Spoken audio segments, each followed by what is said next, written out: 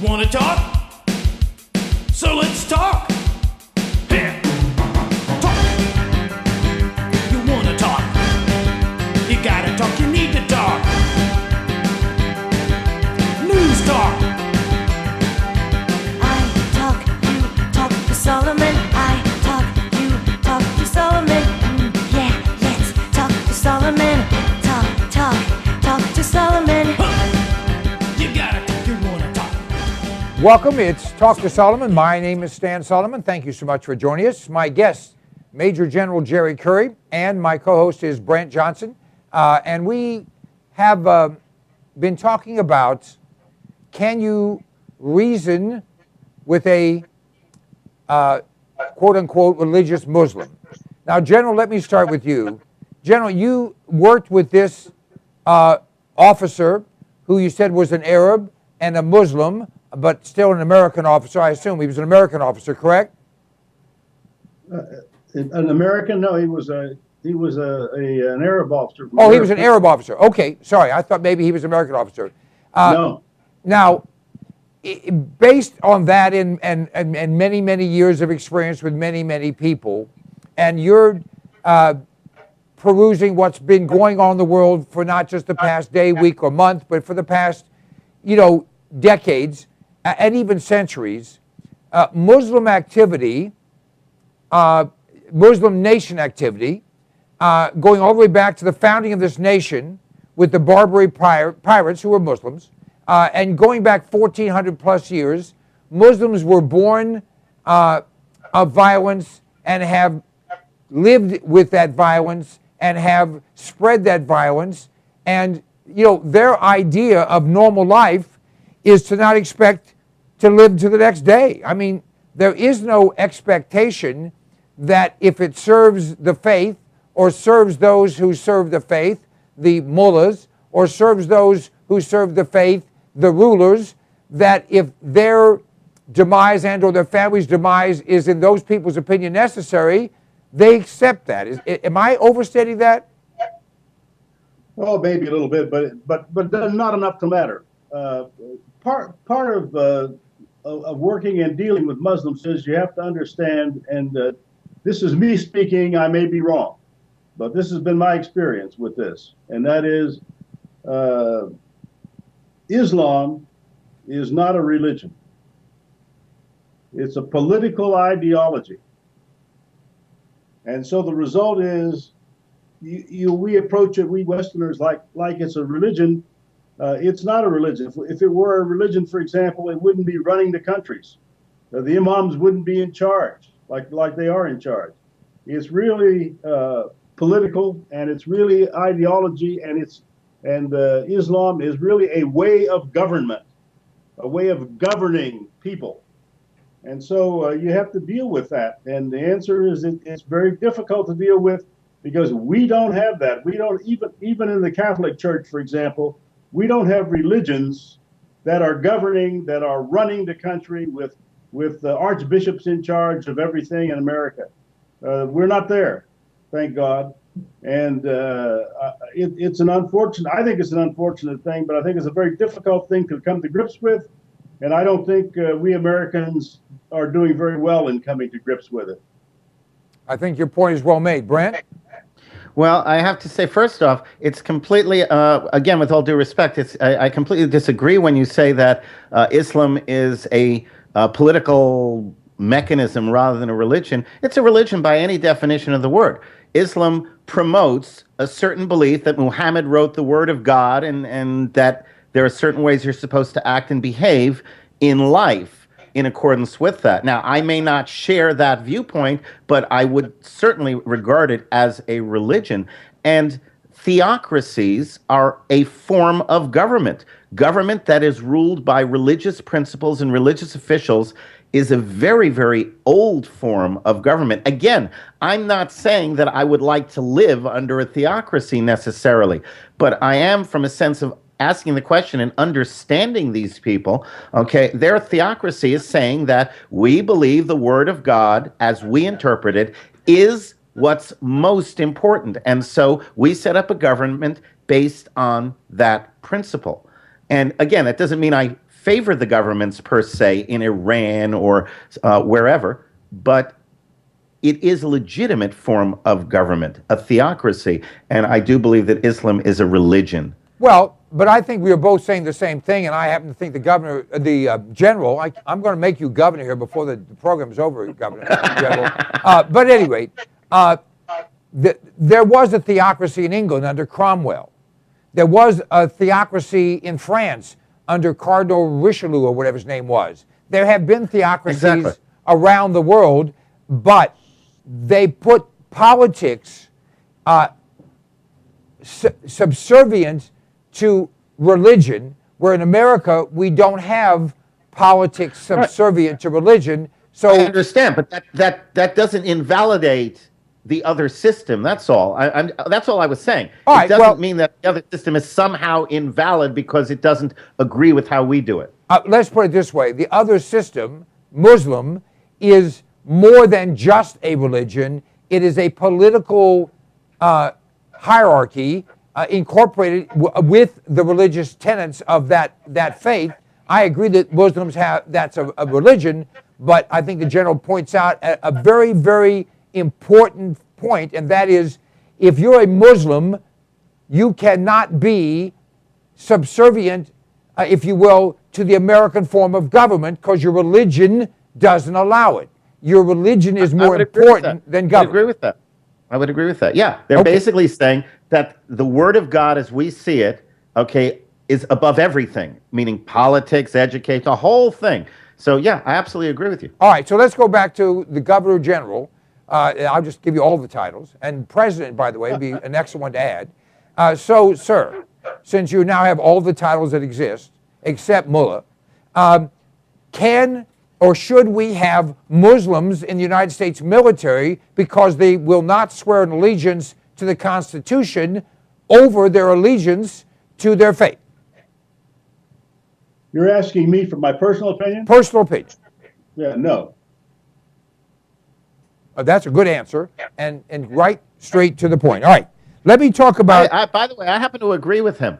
If you're a member of the U.S. military, you have to be able to honestly and genuinely swear allegiance to the Constitution. If you can't do that, then you're not qualified. Bingo. All right, so we now have settled that. The world will listen to us, and things will be better. Saudi Arabia has just announced, and many think, oh, thank you, they will not let the price of oil surpass $100 a barrel, that they will increase production or whatever they have to do so that if, in fact, Iran is cut off, if the boycott holds, if there's some other situation that occurs, whatever it might be, that they'll make sure there's sufficient supply that the price will not go over 100. Now, I'll start with you, General.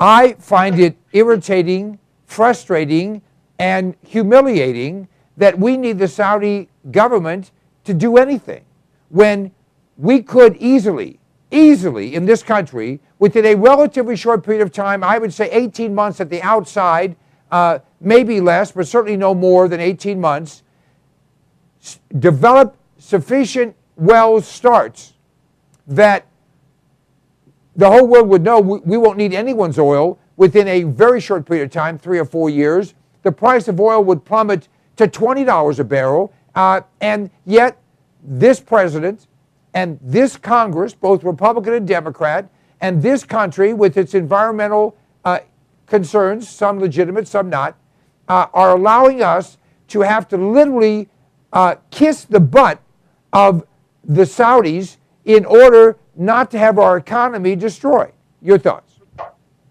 Well, we evidently enjoy kissing the butts of the Saudis. The Saudis are looking out for the Saudis.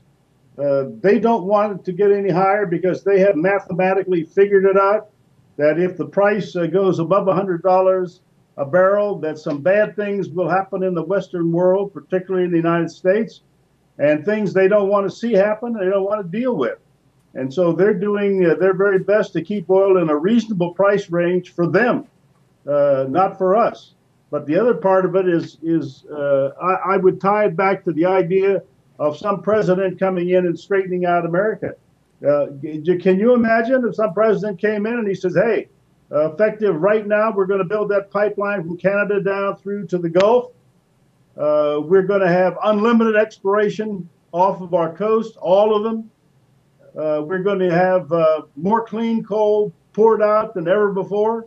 And as you know, the Chinese are buying our coal, by the way.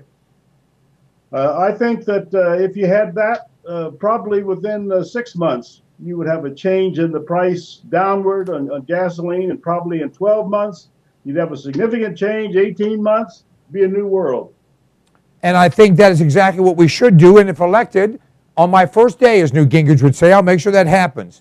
Now, Iran, on a very serious note, has banned the import or distribution of the Simpson dolls, Bart Simpson and Homer Simpson and the like.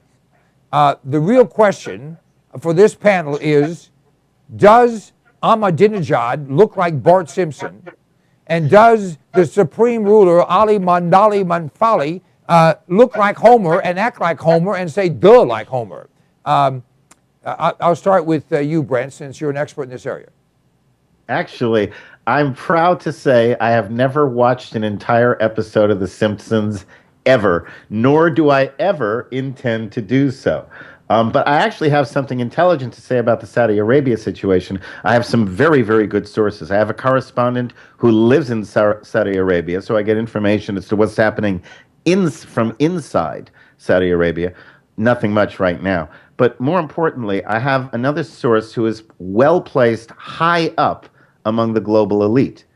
And according to him, the global elite have a plan, an agenda, if you will, that you should see in effect by the end of this year, in which the euro collapses, the dollar collapses, and as a result, the price of oil goes up to $200 a barrel before the United States opens up the oil reserves. Now, Saudi Arabia, as you said, intends to keep it low. But according to this source among the global elite, the so-called Arab uprisings, Arab Spring, is going to spread to Saudi Arabia. The king will be overthrown, and that's necessary in order for them to see the price of oil go up as high as they want it to go. So if you see something happen, like what's happened in Syria and such, over in Saudi Arabia, you'll know you heard it here first. Well, I've heard that before, and I think that that may be part of the plan. The Saudis, being relatively intelligent, their leaders, they have come up with a great plan, and that is pay every protester rather than shoot him. And it's worked extremely well. And, you know, if you have a center of influence and if you have some concerns, they simply make you well-to-do, and then you're one of those that would lose your stuff. It works. In fact, it has worked in America for years. As more and more people became more and more involved and had more and more to lose, they were less interested in destroying everything. We've kind of reversed that. But, General, your thoughts? I'm going to leave that to you and Brent. Okay. I think that's above my pay grade. I'm just thinking Abbie Hoffman, if you remember from the 60s, Abbie Hoffman was a big time, anti-establishmentarianism. And then what, he became a stockbroker, I think? Right, and became very wealthy, not by accident, and all of a sudden he had no interest in doing those things, and I rest my case. All right, Obama has acted, and for him it's an act, as if he is a leader. He's no leader.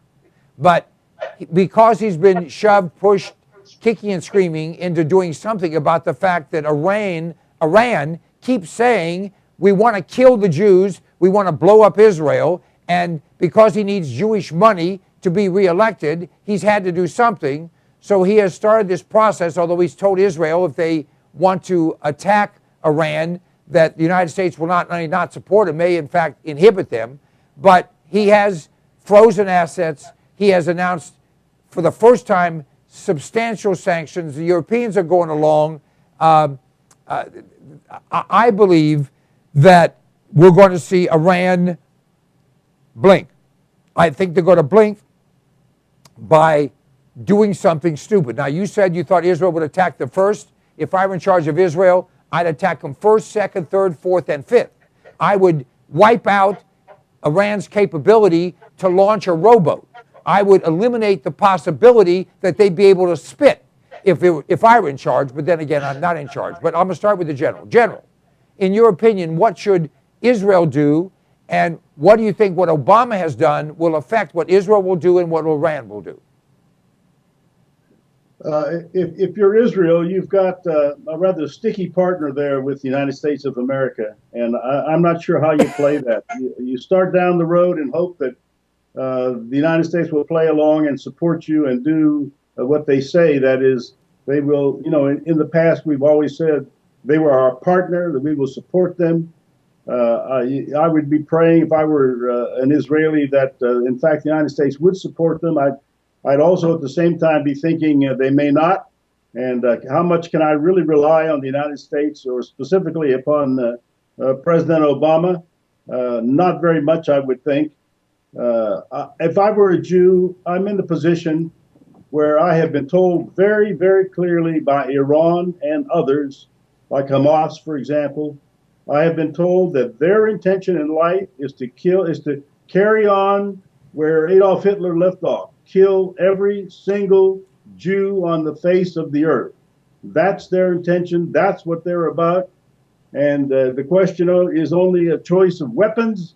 Do we invade them with tanks or do we kill them with nuclear weapons?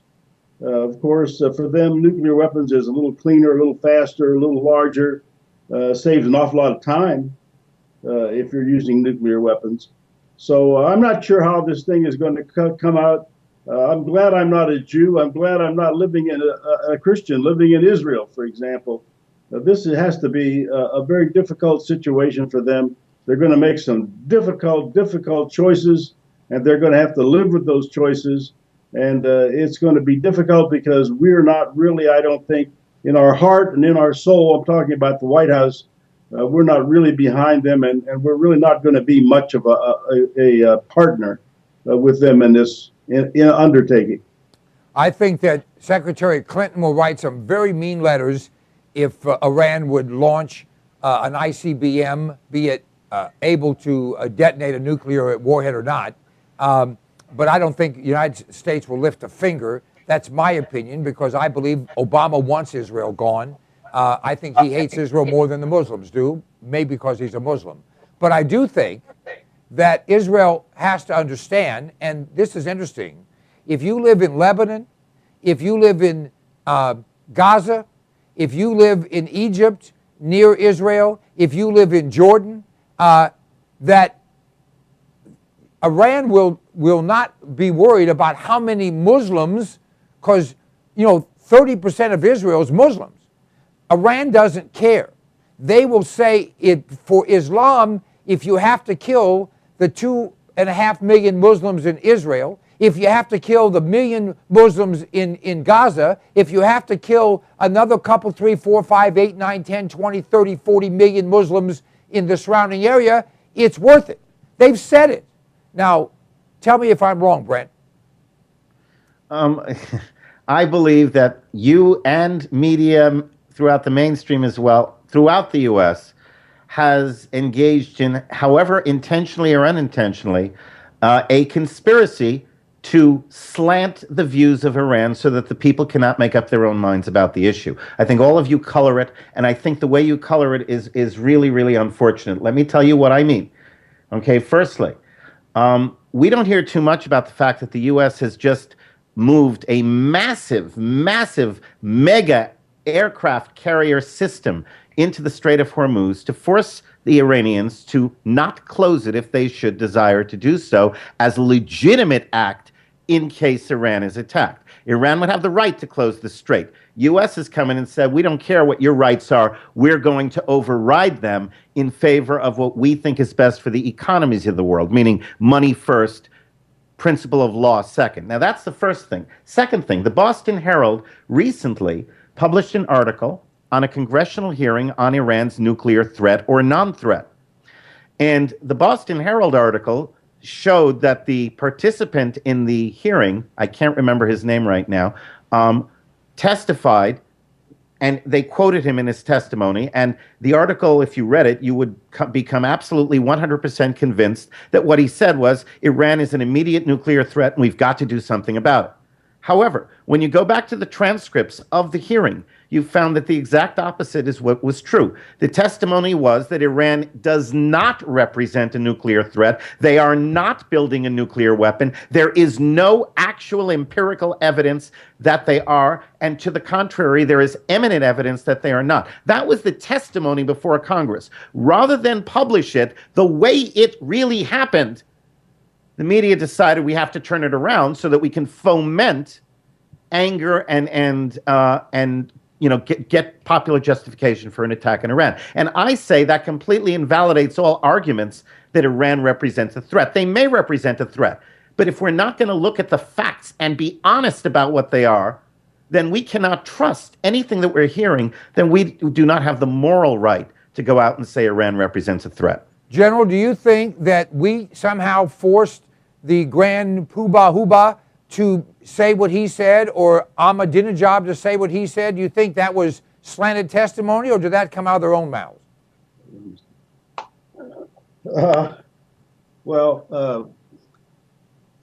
Brent, I think that you couldn't be more wrong than you are.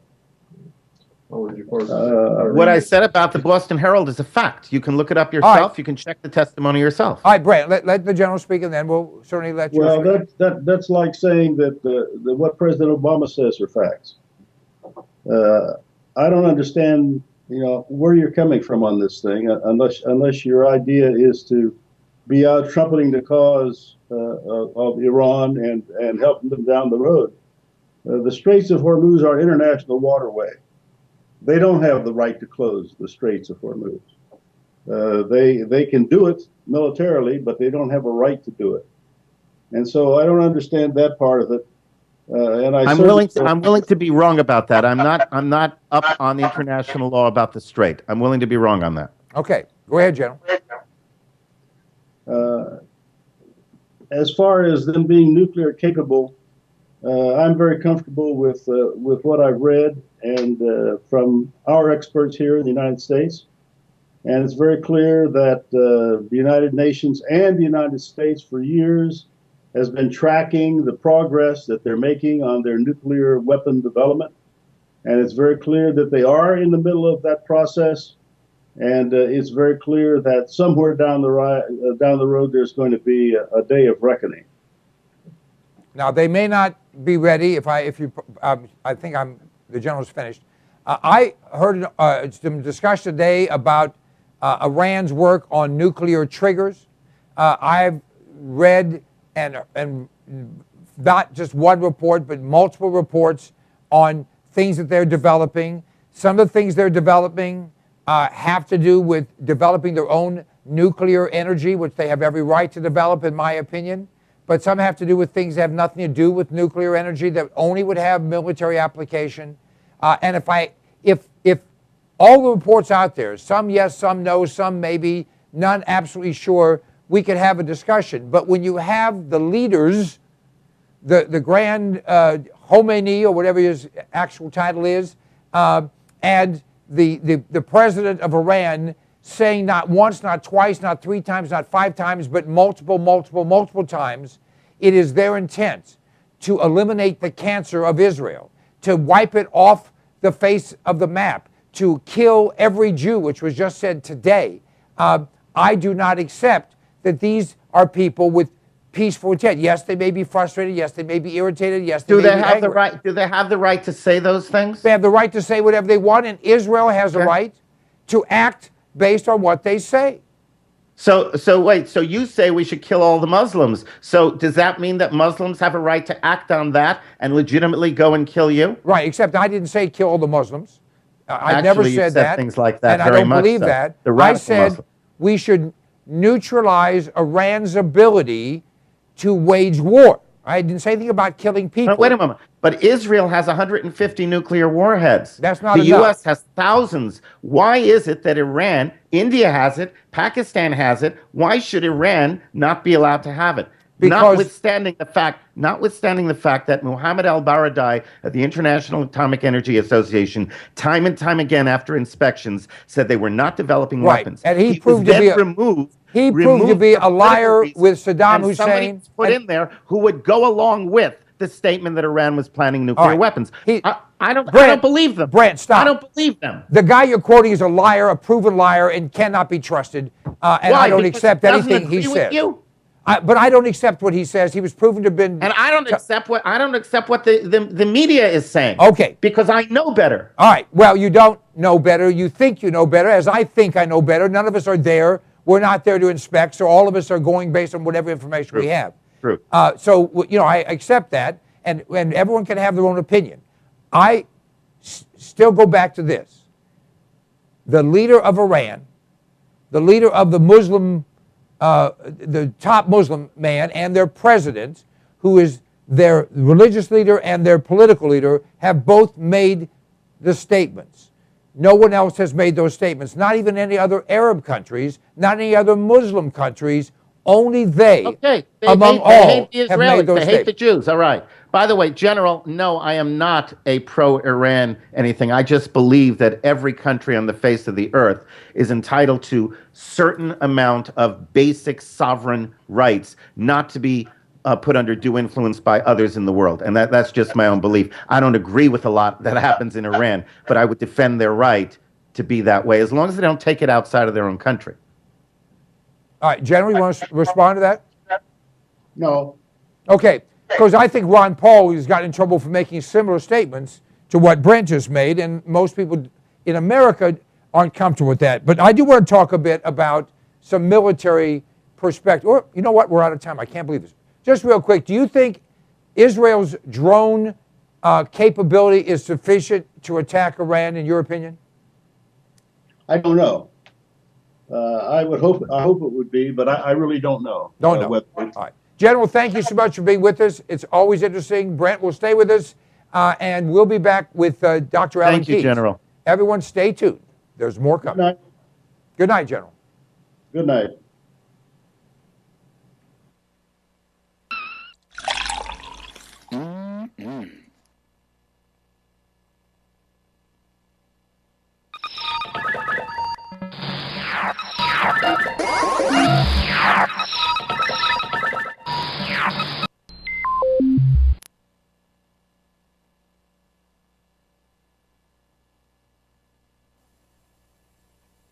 Do you eat fruit and vegetables? I hope so.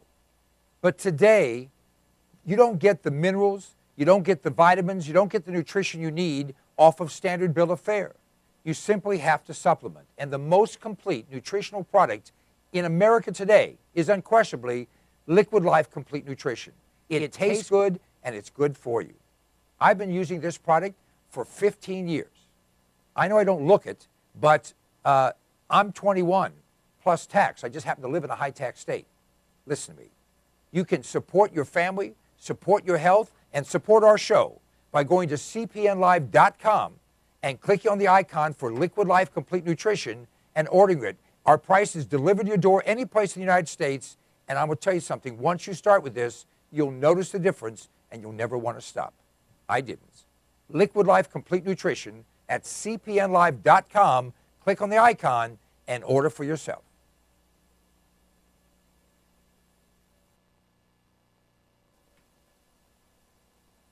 Do you like to eat? I do. We all run to the store if we're hungry, right? Well, there are times when that doesn't work. And for those times, and it may be for an hour, and it may be for a day, and it may be for a week, who knows, God's in charge, you need to have quality food. Alpine Air, that's what this is, quality food. It has extended shelf life, and it tastes great. You should store what you eat and eat what you store. Just go to cpnlive.com, click on the icon for the Alpine Air foods. It's incredibly reasonable. It's actually a way to save money. Alpine Air has quality food that's going to be there when you need it. It's always better to have it and not need it than need it and not have it. Alpine Air at cpnlive.com. Click on the icon and protect your family.